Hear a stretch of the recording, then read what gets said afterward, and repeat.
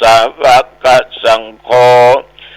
ยะติตังจัตตาริปุริสายุคานิอัตถะปุริสปุคัลลา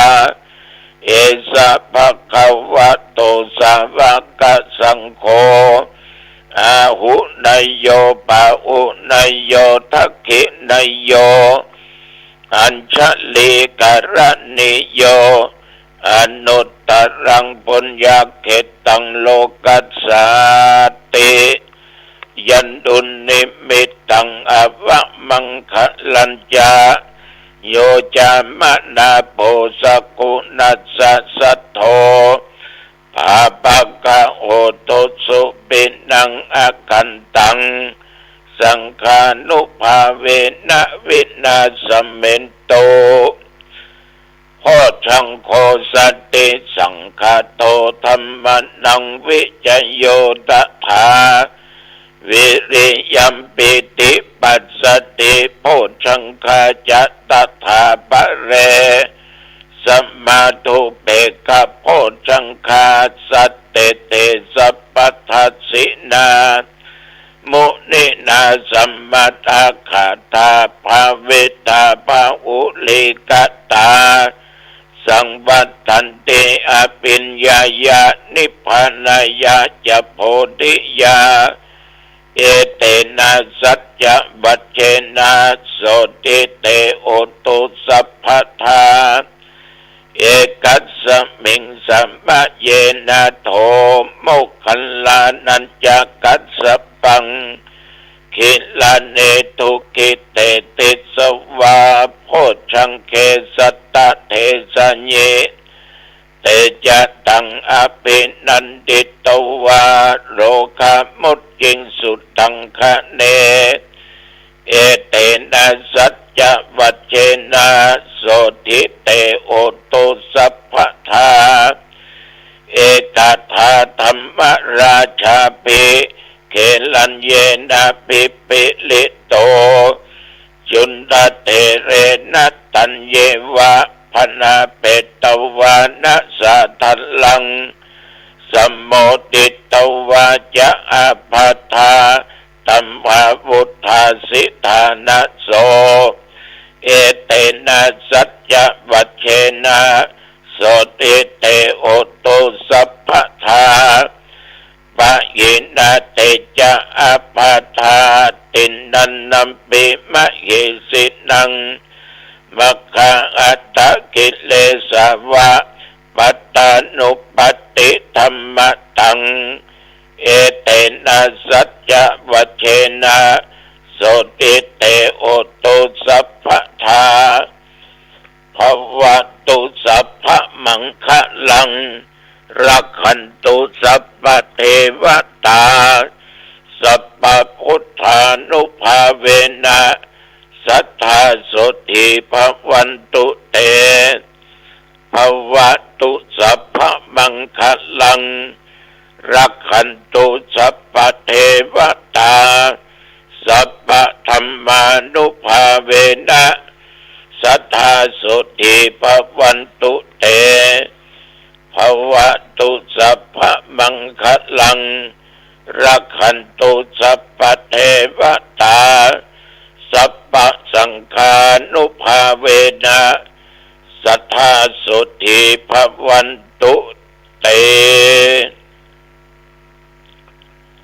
โดยพุทธานุภาพธรรมานุภาพสังฆานุภาพโดยบทสวดและสัจจะวาจาอาตมะขอถวายพระพรกรมอุตุได้ประกาศบอกตักเตือนระยะนี้ระมัดระวังเรื่องฟ้าเรื่องฝนเรื่องลมเพราะบางที่ก็น้ำท่วมนังหลากในต่างจังหวัดต่างๆน้ำท่วมหลายที่ฉะนั้นต้องระมัดระวังตั้งแต่เมื่อตะวันวามาจนถึงปัจจุบันนี้แถวบริเวณวัดหนองตองนั้นก็มีฝนตกเล็กน้อย บันนักแดดก็ออกดีอากาศก็ร้อนอยู่ลมก็บ่มีเพียงแต่ลมหายใจเข้าออกตามปกติอุณหภูมิ36ปัจจุบันนี้20องศานับตั้งแต่เมื่อตะวันวานั้นกินข้าวง่ายเรียบร้อยก็อยู่วัดอยู่วานั่งบันทึกเสียงธรรมะเพื่อจะเอาไปออกสถานีวิทยุต่างๆจนถึงเวลาเพลแล้วก็ไม่ได้ไปไหนก็อยู่วัดอยู่วาตามภาษาของตุเจ้า อ่านหนังสือพ่องท่องสวดพ่องเทศนาธรรมพ่องจนถึงเวลา18 นาฬิกาก็ออกจากวัด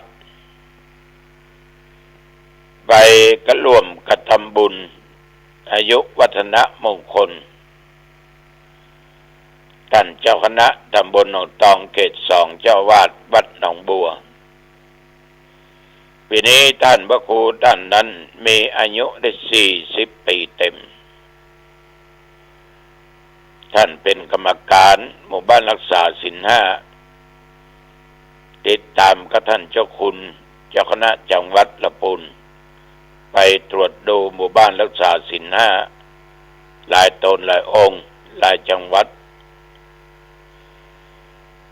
ก็เรียกว่าทำงานแก่พระพุทธศาสนาแก่คณะสงฆ์ท่านครับมาก็มาทำบุญถวายนี่ลูกจากนั้นมาก็กลับมาวัดแล้วก็ออกวัดไปออกพระธรรมทูตหรือเขาจะฮ้องกันว่าธรรมสัญจรก็ได้พระธรรมทูตนั้นอำเภอหางดงก็มีหลายตนหลายองค์แต่ระยะนี้ทุกตำบลก็นิมนต์อาตมาเป็นองค์เทศเพื่อจะได้ได้จาเข้าใจในเรื่องของพระภิกษุสามเณรที่อยู่ในเขตปกครองแล้วก็เกี่ยวกับเรื่องของการสร้างพุทธมณฑล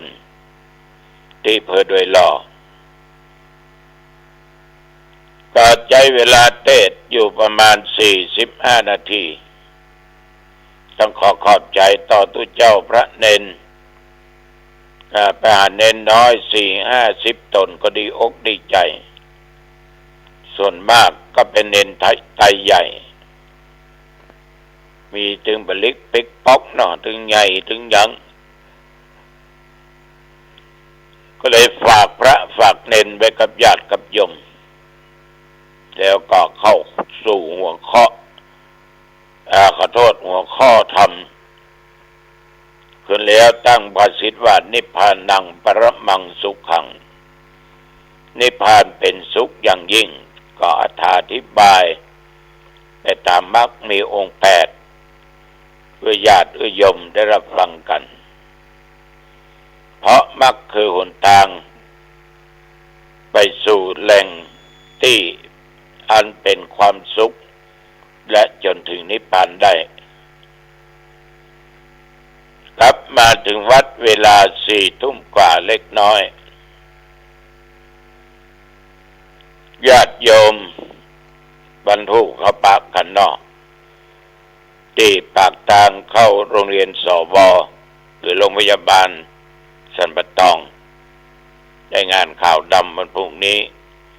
เวลาประมาณ20 นาฬิกาปะตุเจ้าหนองตองแน่ เมื่อละตัดอันมาได้ไปพบไปปะกันคนเฮาเนี่ยญาติโยมอยู่ก็จะได้ประมาทเนอะในชีวิตของคนเฮาที่ผ่านมาเขาจะปฏิเสธไปได้ว่าบาปเขาก็สร้างบุญเขาก็สร้าง ก็เรียกว่าบาปก็สร้างบุญก็สร้างแต่ว่าอันไหนจะหนักกว่ากันถ้าบุญหนักก็ยังแคลนน้อยถ้าบาปหนาก็ลำบาก แต่ทุกสิ่งทุกอย่างนั้นญาติโยมมันก็บ่เหลือความสามารถของแต่ละท่านแต่ละคนก็ง่ายบ่เหลือความสามารถของเฮาเพราะใดญาติโยมเพราะเอาจะรู้ดีว่าเขาได้สร้างอะไรอย่างขึ้นไว้นักได้ทำอย่างขึ้นไว้นักทำบาปสร้างบาปนักเขาก็รู้สร้างบุญสร้างกุศลนักเขาก็รู้ฉะนั้นศรัทธาสาธุชนท่านผู้ฟังอันใดที่มันเป็นบาปที่เขาสร้างไว้แล้วทำไว้แล้วก็จงเพียรพยายามละบาปที่มันเกิดขึ้นแล้วหมดไปหายไปคำว่าหมดไปหายไปก็ในปัจจุบันแต่อดีตที่เขาสร้างไว้มันก็คงเป็นบาปอยู่อย่างดีแต่เขาบ่ทำอย่างนั้นแล้วเพราะว่าบาปคือความชั่วคือสิ่งที่จะนำความทุกข์เกิดขึ้นแก่ตัวเราแล้วต้องพยายามละบาป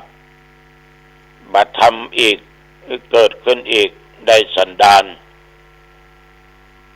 ในตัวในตนต้องหันมารักษาบุญคือคุณงามความดีที่เราสร้างไว้แล้วก็ทำดียิ่งขึ้นไปในสันดานของเราต้องระวังความดีอย่าให้ได้สูญหายยกตัวอย่างญาติโยมเคยฟังเทศน์กูเจ้าทุกวันเอาก็มีโอกาสเวลาต้องพยายามฟังก็ได้ชื่อว่าเอารักษาความดีไว้แล้วก็ทำความดีต่อไปเหมือนเกลือมันรักษาความเค็มเม็ดเดียวก็เค็มฉะนั้นญาติโยมความเค็มของคือเกลือบุญกุศลใดๆที่เรายังไม่ได้สร้างก็คือสร้างบุญกุศลเหล่านั้น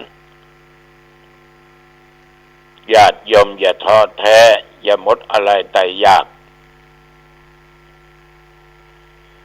บางท่านบางคน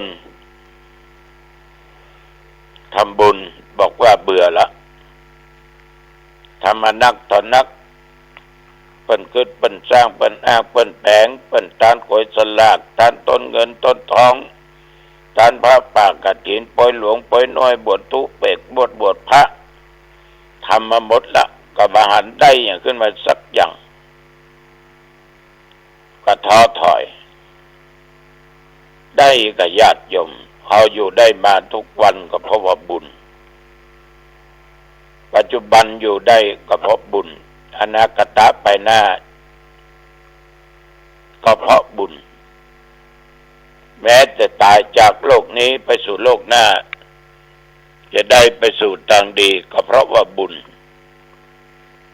ฉะนั้นชีวิตของเฮานั้นเราจะต้องมาปฏิบัติตามศีลตามธรรมชีวิตคนที่บ่สร้างบุญบ่ได้ปฏิบัติตามธรรมมันก็เหมือนกับแผ่นดินที่ว่างเปล่าเหมือนภาชนะถ้วยโถโอชามถ้วยใบนั้นถ้วยใบนี้จานใบนั้นใบนี้ขาดข้าวขาดอาหารมันก็หาประโยชน์อันใดบ่ได้เพ เพราะเอาไม่ได้ทำเอาไม่ได้ปฏิบัติฉะนั้นบุคคลใดที่เพิ่นปฏิบัติตามธรรมสร้างกองบุญกุศลเพิ่มขึ้นก็เหมือนกับว่าแม้แต่ต้นไม้แม้แต่อย่างก็ตามที่มันมีกลิ่นหอมจะอยู่ในป่าจะอยู่ที่ไหนก็ตามหาที่หายากก็ตามมันก็ยังมีกลิ่นหอมฉันใดบุคคลที่ปฏิบัติตามธรรมย่อมจะมีกลิ่นหอมญาติโยมสาธุชนท่านผู้ฟังฉะนั้นต้องพยายามปฏิบัติตามหลักธรรมคำสอนในทางพุทธศาสนาละบาปและหาบุญเนี่ยละบาปหาบุญวันพุธนี้ก็เป็นวันศีลวันธรรมละ